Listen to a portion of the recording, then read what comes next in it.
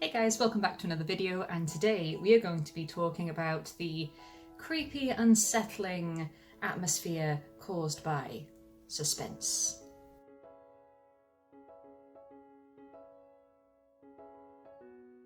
Yes, I did do this myself today, and no, it did not turn out how I particularly wanted it to, but I'm scared to go any shorter with it because I may get confused for a Karen if I do. Yes, there are a few hairdressing places near me that are still open, and from what I've heard, they're very safe, but I don't know, since cutting my hair in lockdown that one time, I would much rather cut it myself and stay home and be safe than go to a hair salon and take any unnecessary risks. So this is just what we're dealing with now. But we are not here to talk about my hair, we are here to talk about suspense, and I have 5 tips on how to help build suspense in your story or in your scene. And I love a good suspense story. There's nothing better than when you're sitting there with a good book and you're just there, like, it's not quite the same as when you're watching a movie and you're on the edge of your seat, but you know, when you're gripping the pages and the book is getting slowly closer and closer to your face, and you just kind of like, you want to turn the page but you haven't finished this one yet, so you just kind of like, is it just me? Am I just a weirdo? Do I get way too into it? So let's start off with number 1, knowing what suspense is. Now, suspense is a tension in the air, a tight feeling in your chest that relates that there might be a threat or danger or the fear of the unknown in the very close proximity, and how you react to it. Suspense can be done in so many ways, and it's so good. When a character is feeling suspense or they're in a suspenseful situation, they are in a position where they don't know if they are about to die. They don't know if they are about to lose something big.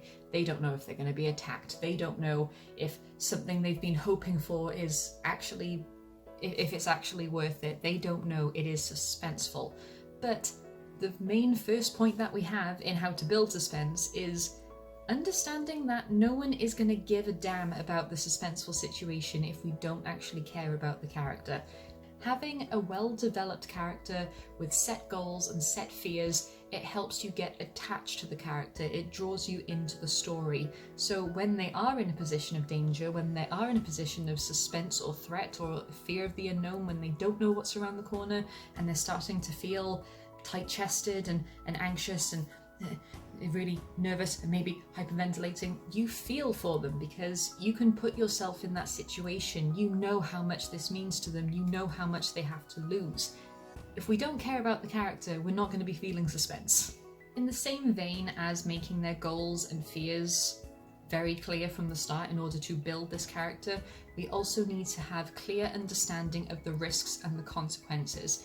If they are in a life or death situation, then obviously the risks and consequences are very clear.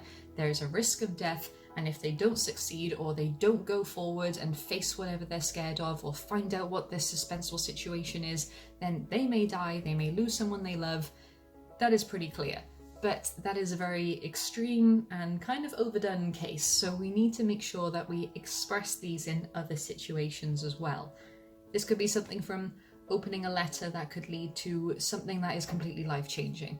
It could be something that is as simple as trying to meet up with a friend they haven't seen in ages, and you know, the last train's leaving and they need to catch up with their friend, and will they make it in time? And it can just be done in so many different ways, but we need to have a clear understanding of the characters, we need to have a clear understanding of the risks and the consequences, and good lord, I'm getting out of breath. Number 2 is understanding the different kinds of suspense. This can be something that is most commonly used in horror or thrillers when, yes, thrill to threat. It's a very clear link to make, and one that is used very, very well 9 times out of 10. But there are cases when suspense can lead to something else. Maybe it can link into anticipation and excitement. Sometimes the suspense is when you know that your friend is planning something, but you have no idea what. And although you trust them, you also know that they have a bit of a dark streak. That is building suspense when they're suddenly like, hey, I want to show you something. It's a surprise. And you're like, I love you, but I don't trust you right now. It doesn't have to be a scary situation or a danger situation, even though that is the most common and suspense is best used there. But know that there are other genres that you can fit this into, that you can explore a little bit more. You can dabble in the more light-hearted red herrings as well, for example. You could have suspense building up to something that was just nothing to be worried about whatsoever. And then that really creates a good false sense of security for when you do have a real suspense moment and they're like, oh yeah, here we go again, only to open the door and find that there's, I don't know, a bear waiting for them. Why a bear? Why would a bear be there? But know your genres to understand what kind of suspense you are able to use. Number 3, really engage in the element of mystery. Have a slow burn, don't give away too much too soon. If it's a one-scene suspense, then have them walking down the corridor slowly, like there is something deep within them, a fear that is pulling them back, and yet their feet still keep trudging forward. Have an element of unknown, of this train of thought where they're trying to run through every possibility of what could be waiting for them, but they just don't know. Have that slow burn because it just builds so much more tension in the air. You have a better understanding of what the character's going through, and also it just makes the reveal so much more juicy. Whereas if you have a longer overarching mystery, an overarching sense of suspense, then have that slow burn again. Less is sometimes more. Just don't give it all away too soon. Have the character stumble across something to plant a few bits of suspicion in their mind, to plant a few questions, but it's nothing to worry about just yet. So when they start seeing more and more of these little clues lying around, suddenly their guards are going up. They are suddenly overthinking everything, trying to link it all together, and that just builds with so much more suspense when they start suspecting people that are closer to them, when people that could be red herrings we don't know. Have the overarching thing so much more of a slow burn.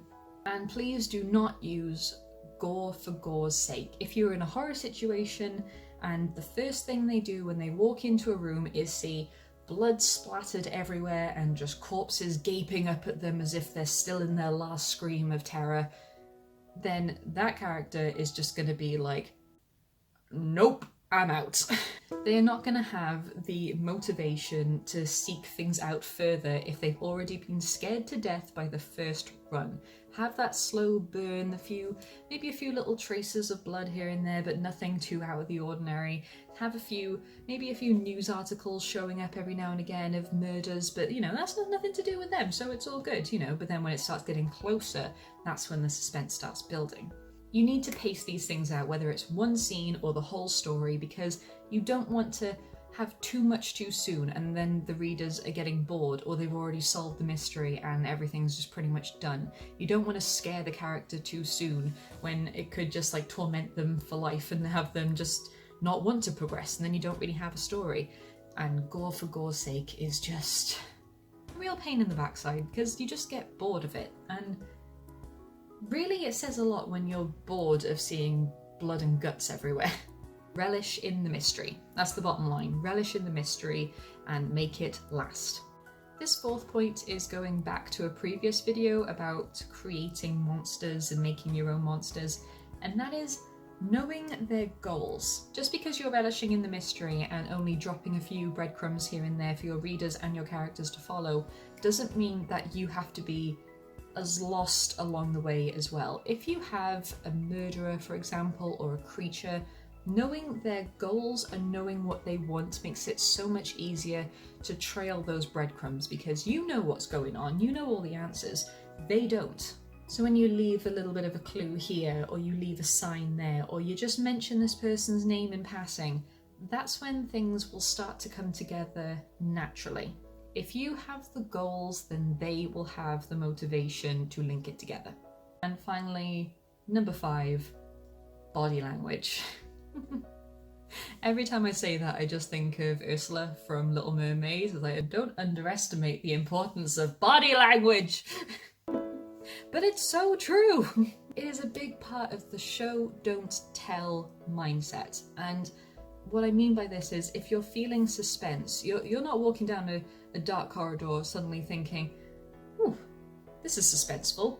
No, you're your eyes are focused forward on where you want to go in order to get the answers that you want. Your chest starts feeling tight. You can find it's harder to breathe. Sometimes there's a chill in the air. Sometimes your hands can't stop shaking. There are little things that you can just mention here and there without it being told. It is being shown. As your character walks down the corridor, hearing the scraping along the walls, her eyes darted from side to side, seeking the shadows, hoping to find some sign of what might lay beyond. She couldn't remember the last time she'd actually taken a breath, but even as she tried, she found she couldn't, something blocking her throat. As she pulled out her torch, she found that the light was flickering erratically. She looked down, only to notice that it was her own hand shaking. Bam! Did I get you? Describing body language, tapping into your own mind of things that you do when you're feeling uneasy or anxious or feeling on edge. Suspense is just a wonderful thing, and it does weird things to your body, and everyone has slightly different reactions, so you can really just go crazy with this. And it just adds so many more personal touches to your character. If they're usually a pretty, rough and tumble ready kind of person, and suddenly they're frozen and shaking, you know that ain't right. If you have someone that's usually on the timid, quieter side and you can hear them hyperventilating and it's like a volume that they've never achieved before, you know something's not right. Having the ability to show body language doesn't just add to the creepy atmosphere of what they're afraid of, but also what is happening to them personally in that moment. So those are 5 tips I have for creating suspense, whether it's in a scene or the whole story. It is up to you how you want to use them, if you want to use them. There are so many more tips out there because suspense is just such a wide topic, and it's not just horror. It can be in so many things. That you can be suspenseful of waiting for a phone call. You can be suspenseful trying to find out if a family member's okay. It doesn't just have to be a guy with a knife is coming after you. I don't know, I just thought this was a fun topic to talk about since we're in the spooky season, and I know I keep saying the spooky season over and over and over again, but this is my favourite time of year. I probably should have worn a more spookier shirt rather than my Rapunzel one, but is what it is. So I hope this helped in some way. I hope you guys are doing okay and staying safe, and I will see you all in the next video. Goodbye, my scribblers.